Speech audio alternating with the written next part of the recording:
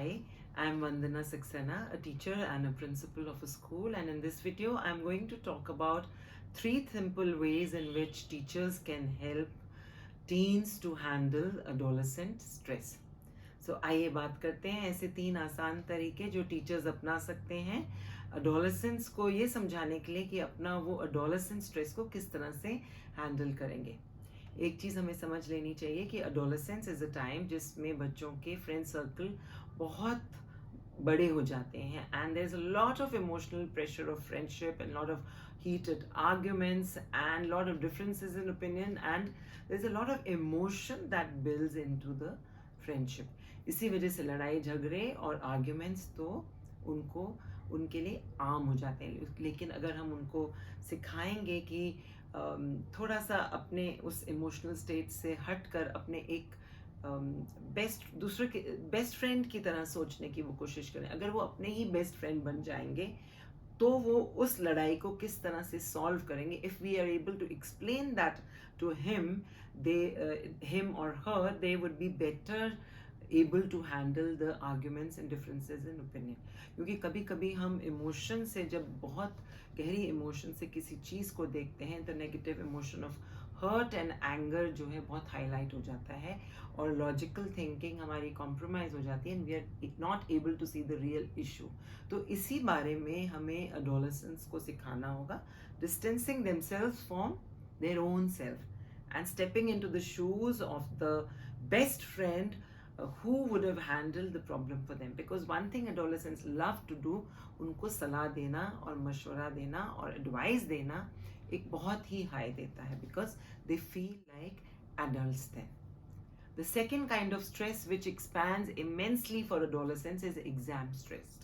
So many assignments, so much grading, managing extra work at home, sometimes going for tuition, so academic stress overall बहुत ज़्यादा बढ़ जाता है क्योंकि content भी बहुत ज़्यादा एक्सपेंसिव हो जाता है।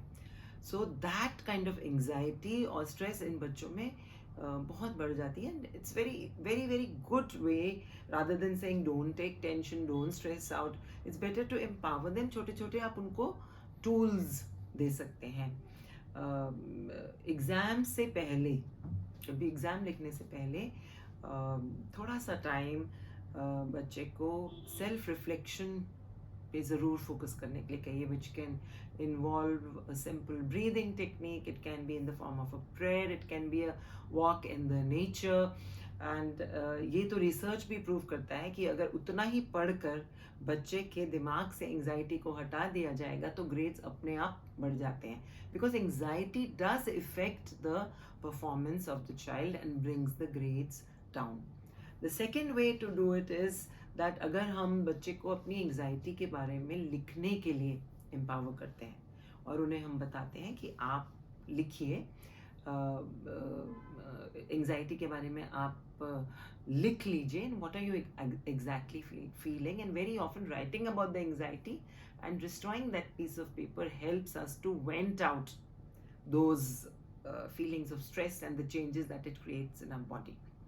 The third way one can encourage adolescents to do is classroom में आप डिस्कशन कर सकते हैं एंड प्रिपरेशन स्ट्रैटेजीज के ऊपर बात की जा सकती है। In fact when I go to the classroom and I ask children कि वो किस तरह से अपनी तैयारी कर रहे हैं या पढ़ रहे हैं, तो you will find in a class of 30 at least 25 new ideas are there. And the best way when they learn through discussion, एक दूसरे को समझा सकते हैं कि वो अब 2 दिन बाद मैथ्स का पेपर है तो आप किस तरह से तैयारी करोगे, किस तरह से तैयारी करोगे।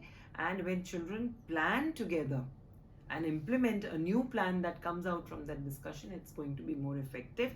क्योंकि उनको ये तो समझ में आ जाता है कि टेंशन लेना, स्ट्रेस लेना सिर्फ मेरे लिए ही नहीं है, मेरे दूसरे फ्रेंड्स भी उसको एक्सपीरियंस कर रहे हैं। एक और तरीका है, अगर आप उससे कहेंगे कि अपनी जो स्ट्रैटेजी है, जो टाइम टेबल आपने बनाया है, वो आप ईमेल के थ्रू अपने फ्रेंड के साथ शेयर कीजिए। तो जैसे कि मैंने आपको बताया कि एडवाइस देना adolescents को बहुत अच्छा लगता है, and it brings out the best in them because that gives them the high of being little grown up।